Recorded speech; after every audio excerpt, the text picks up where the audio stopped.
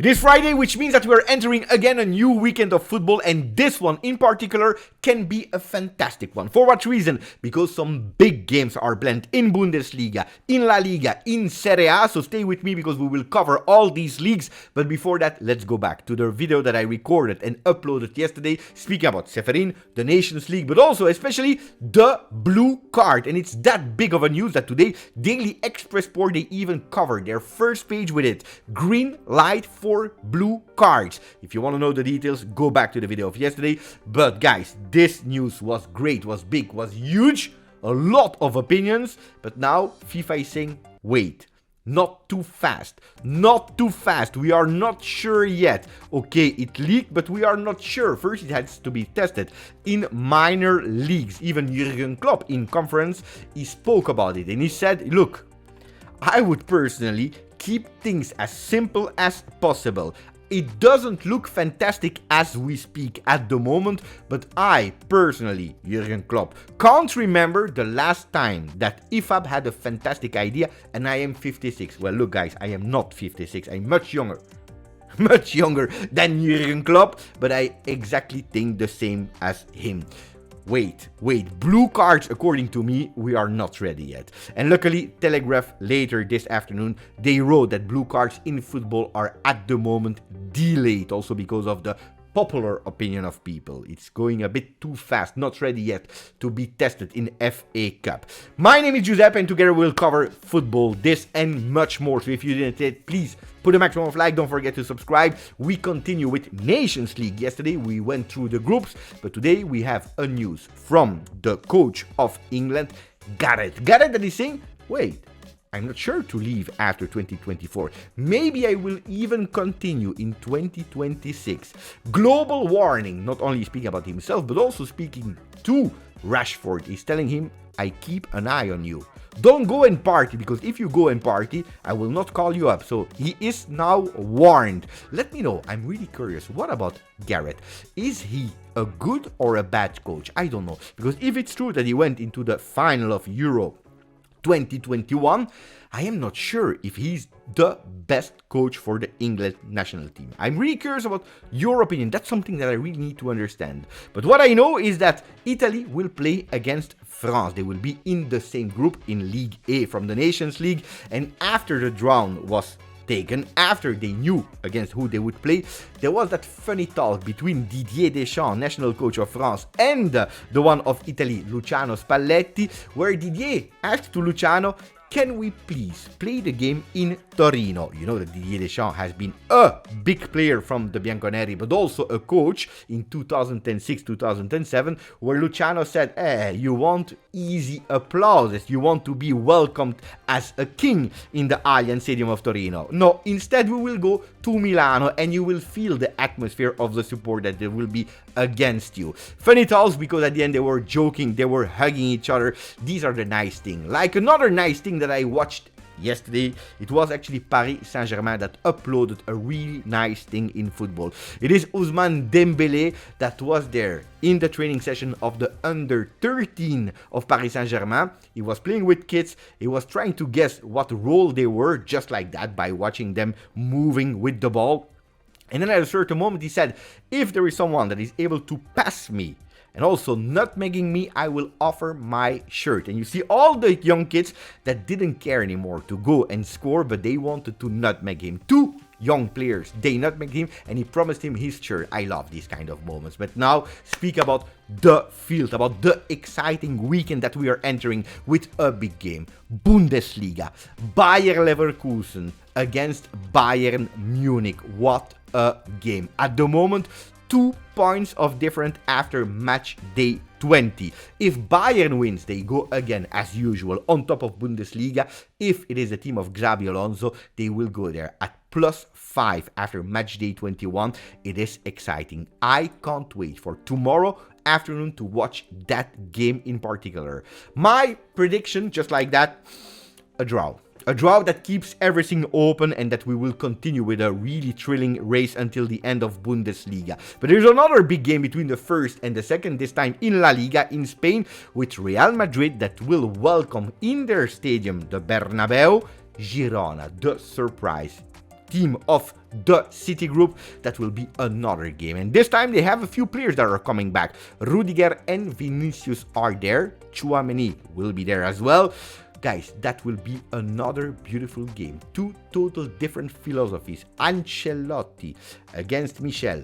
A game that nobody want to miss. I think that Real Madrid in their home, they will win. But I'm really curious to see the two strikers, even if Jude Bellingham is not a striker. But both of the players, Real Madrid and Girona, Jude Bellingham and Artem Dovbyk, they have 14 goals. Will they score or not? Well, my prediction, anticipated prediction, is none of them will score. Win for Real Madrid without one of them that will score. Mundo Deportivo, well, they are giving up. They are already giving up. I know that Barcelona is far away from Real Madrid and from Girona, but it's not time to start thinking about the next coach. Xavi will leave Barcelona at the end of the season. My bold prediction there was he will not keep his job until the remaining part of the season, but at the moment it's too early to start with Arteta, Luis Enrique, De Zerbi, Xavi Alonso, Hansi Flick, especially because 4 of these 5 coaches, they already have a team. Xavi Alonso might leave for Real Madrid in 2 years. Maybe going to Liverpool.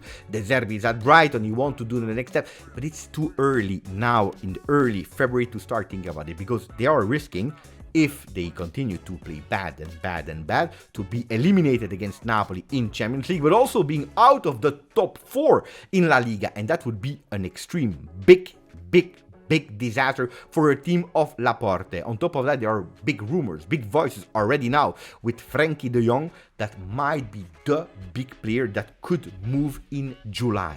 What are the team interested in him? Well, as usual, Manchester United, but also Arsenal that are on the player. Will he go finally to Premier League, where a lot of fans are waiting for him? He should have been there maybe already since a few seasons. At the moment, he's still a Barcelona player, but what will be at the end of the season his new teams? Well, we will be here to cover it. Corriere dello Sport is speaking about Serie A with another big clash. It will be Roma from De Rossi against Thuram of Simone Inzaghi with Inter, that at the moment are at +4. They are taking the lead after their win last weekend over Juventus. Well, De Rossi, after 3 wins in a row, he starts believing that it can be possible. He says we need, of course, to respect the leaders, but not respecting them too much. We can't be and enter the field with too much respect, because otherwise that respect will transform in fear, and we can't enter with fear. Everything is possible in football. We go playing that game, that big game, because we don't want anymore to be at -20 from the top. We want to close the gap. So if Inter, they win, they will continue to take the lead and maybe already taking a big option on the Scudetto. If they lose, well, maybe this weekend Serie A could be open. There is Juventus that at the moment is not talking too much about the coach, but they are talking about the future, about future players, because Chiesa, Federico, one of their big stars, is a big question mark. Will he continue and extending with Juventus, with the old lady, or will he go maybe to replace Mohamed Salah at Liverpool? Will he go for another team? Well, Juventus is trying to also protect themselves, thinking about the future with their young star that we already spoke a lot of time about, Yildiz. And on Gazzetta dello Sport, let's go for Yildiz. They are promising him another contract extension and also the number 10. And that's why I'm asking you, especially if you are not supporting Juventus but other clubs, would you give the number 10 to an 18, 19 years old player, or is it too early? Another big game that will be played will be between Milan of Rafael Leao and Kvaratskhelia Napoli. Another big game with Napoli that wants to go closer and closer and closer to that top 4, while the Rossoneri, they want to protect themselves. They want also to go closer, not to the top 4 because they're already in the top 4, but closer to, who knows, a second spot in Serie A. Milan is also thinking about their stadium, and according to some rumors, they already invested 40 million euro in the new field that could possibly host a new stadium.